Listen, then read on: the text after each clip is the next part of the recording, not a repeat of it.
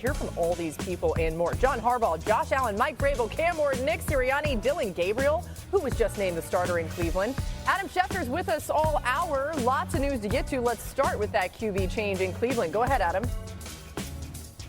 Laura, we have a 41st different quarterback in Cleveland since the franchise returned there in 1999. We have the third different rookie quarterback to start this season, and we couldn't ask or expect a more difficult assignment for Dillon Gabriel, who will have to go to London to make his first NFL start, and he'll have to do it against a talented Vikings defense that Brian Flores oversees. He'll see a variety of looks, blitzes, whatever it may be, but it's going to be a difficult, challenging outing for Dillon Gabriel. The Browns are hoping that Dillon Gabriel can provide the type of spark that Jackson Dart brought last week to the New York Giants, who upset the Los Angeles Chargers and had a bit more juice to their game. Now the Browns will do the same. You'd have to figure that, like the Giants, they will tailor the offense to Dillon Gabriel, run the types of plays that he's comfortable running, that he ran in college. There'll be a different look, a different energy, a different everything to the Browns offense as they go to play the Vikings in London on Sunday morning. Yeah, not necessarily the defense you would want to go against, but we said that about Jackson Dart too. So new on NFL Live, here's Kevin Stefanski and Dillon Gabriel on the change today. I think you just have to do everything in your power, Cam, to get ready for when your number is called. Certainly at the quarterback position, it's different than wide receiver where there's just one guy out there, so there's one rep to go around and you have to do everything in your power. But it's no different than a left tackle making his first start or a defensive tackle making his first start or a safety or what have you. It's it's going to be the first time for Dillon on Sunday, but you try to build off of all your experiences. It's part of my job, to be ready, to be that, sense of hope for everyone to continue to be better and come together and create momentum for each other. So excited for that, but just also extremely focused at doing my job at a high level. All right, now Dillon Gabriel played plenty of football in 6 seasons in college, playing at UCF, Oklahoma, and then finishing at Oregon. His 63 starts, 189 touchdowns responsible for, are the most by any quarterback in FBS history. The QB carousel continues to go around in Cleveland. As Adam told you, I just want to say this again. Gabriel will be the Browns' 41st different starting quarterback since Cleveland returned to the NFL in 1999.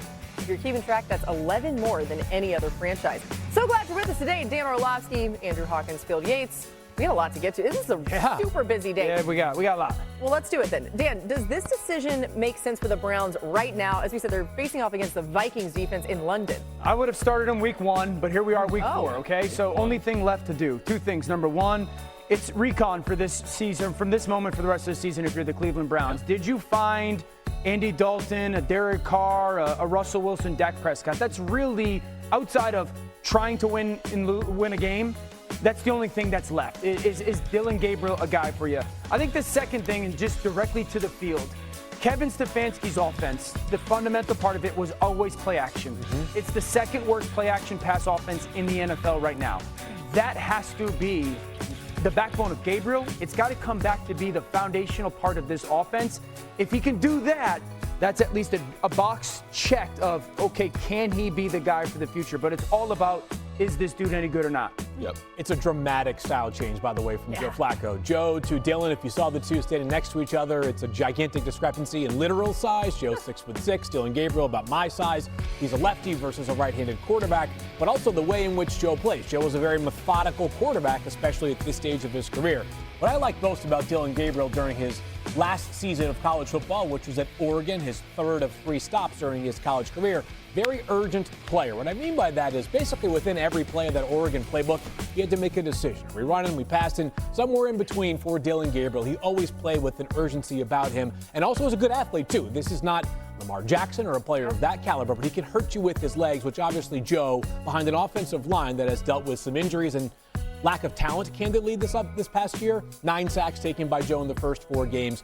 Maybe not as much pressure for Dillon Gabriel just because of the mobility he brings to the table. You knew the decision was coming. It probably came a couple of weeks earlier than I expected, but if you watched that offense last week, although the Lions are a good team, it looked very uninspired, right? They're dropping passes. They're not on the same page with Flacco and the wide receivers. And with Dillon Gabriel, everything you said, Phil, is exactly right. And a lot of that is instinctual.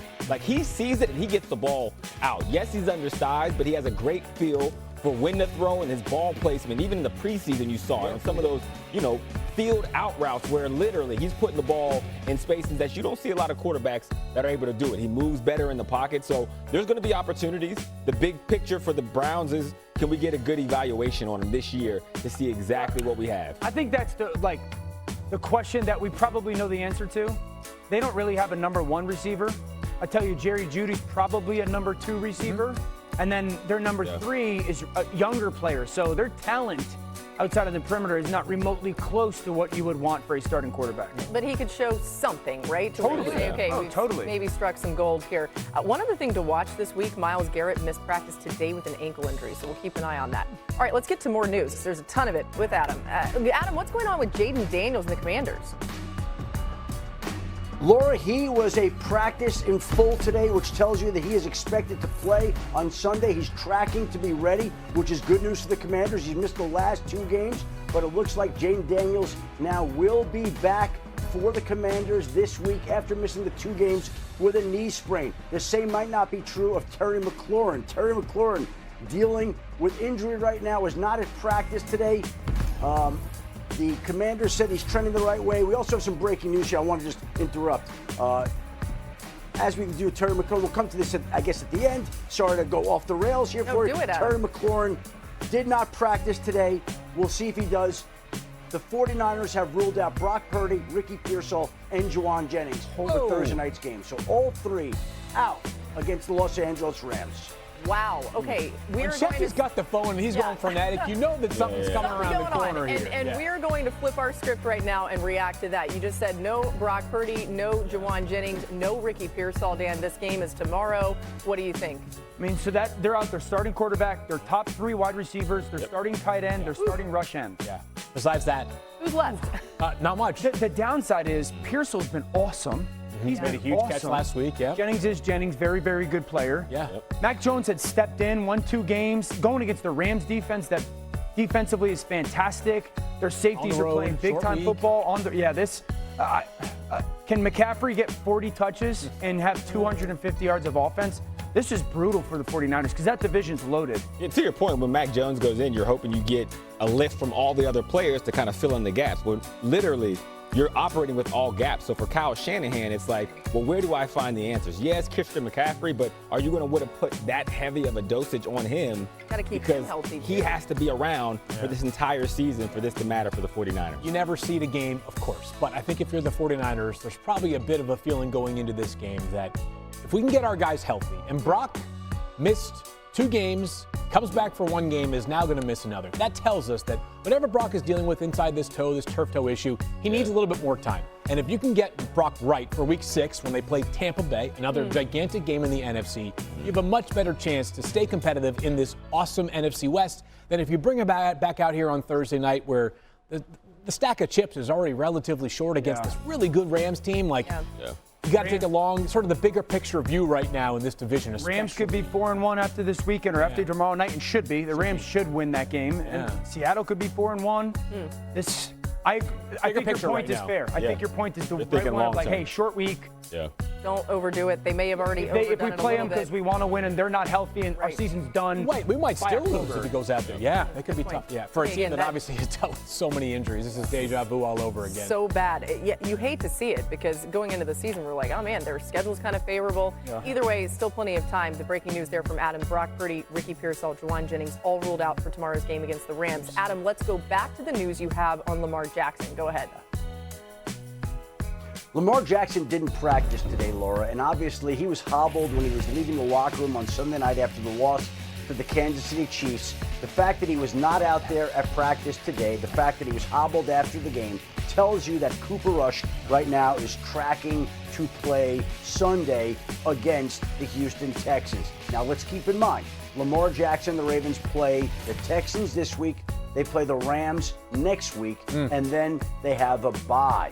So it's possible that Lamar Jackson could wind up missing 2 games and get a month off. And if you're the Los Angeles Rams, you're looking 1 week at a 49ers team without Brock Purdy, Ricky Pearsall, and Jauan Jennings. then getting an extended rest to play a Ravens team that could be without Lamar Jackson before the Ravens go on the bye. So the schedule is shaping up in the Rams' favor right now, but the Ravens have so many injuries that they have to overcome, and right now it looks like, depending on how the rest of the week goes, there's a real possibility that Cooper Rush is going to be the Ravens starting quarterback Sunday. It's so interesting, the storylines in the league, how it can actually just really play into the hand of one team. And right now, these bad injuries, as Adam's pointing out, are playing into the Rams' hand. All right, let's talk about the Ravens, though. Phil, they are facing the Texans this week. How do they adjust the offense if it is Cooper Rush in there, as Adam's kind of alluding to? Oh, by the way, your first test is the #1 scoring defense in the NFL by a full 4 points per game. The Texans defense certainly not the problem down there in Houston right now. Cooper Rush will do something that the Ravens have seen a few times since 2019 when Lamar became their full-time starter. Somebody else filling in for Lamar. The big difference is look at the 4 quarterbacks that have previously stepped in for Lamar Jackson. Snoop Huntley, the most experience out of those guys, and then Robert Griffin III, Josh Johnson, and Anthony Brown. I'm not saying any of those guys are close to the level athlete that Lamar is under center. That being said, they all offer a whole lot more rushing upside than Cooper Rush. Cooper Rush, who I guess is inappropriately named Cooper Rush. He's got 61 carries for 20 yards in his career. He's kind of the human victory cigar, taking a lot of knees throughout his career. But if you're playing the Ravens, normally you got Lamar and Derrick Henry. I think the idea from a defense is we got to pick our poison. Are we going to make Lamar beat us as a passer and allow Derrick Henry and bottle up Derrick Henry as a runner, or the other way around? We're going to bottle up Lamar but allow Derrick Henry to gash us for 150 yards. This weekend, if you're D'Amico Ryans and Matt Burke, you're saying to yourself, if we can slow down number 22, we're fine, because if Cooper Rush beats us with his arm, we'll live with that over Derrick Henry going for 225 and 2 touchdowns. Yeah, so far this season through 4 games, the Ravens have lost their identity and they've lost their way as an organization, as a football team. They're not physical anymore on either side. And Marcus said something yesterday about Derrick Henry's got to get more carries, and I was like, stop, let's not overreact. Going back to last week's Kansas City game, on 1st and 2nd down, guess how many carries he had over the course of that game on 1st and 2nd down? Last week? Yeah. 6. 12? Oh. Wow. He carried the ball 6 times on 1st and 2nd down. So I think there's a reality where the Ravens have gotten a little pass happy on offense. I love the throw. I love putting the ball in the air. I love being aggressive. But if you look at kind of the carries in comparison to last year and where he is this year, on 1st and 2nd down, that's where you should be feeding him the football and allowing him to have an impact. 6 carries on crazy. 1st and 2nd down. Some of that total? because they were down and they were trying to. They went down and took the lead the first drive of the game. You're right. You're right. Hey, but you were saying Swagoo was right? His point was valid. After going back and going 6 carries, if you look at it, the numbers compared to last year as far as touches and whatnot, it's not even close. 2 names, Derrick Henry, Zach Orr. Like, they got to get it figured out. Otherwise, they're not going to have a chance. They got to play the field position game. And if I'm talking to the receivers in the receiver meeting room this week, I'm telling you, hey, you have a lot of time to get open when you have Lamar. That is not the case with Cooper Rush. And actually, he is appropriately named because he gets the ball out of his hands really, really fast. All right. And what that means is, as a receiver, what I'm telling you is you have to hurry, but don't rush. This is going to feel different. Cooper is going to try to get the ball out of his hands. And as an offensive coordinator, what am I doing in the pass game that plays into the style that he likes to play?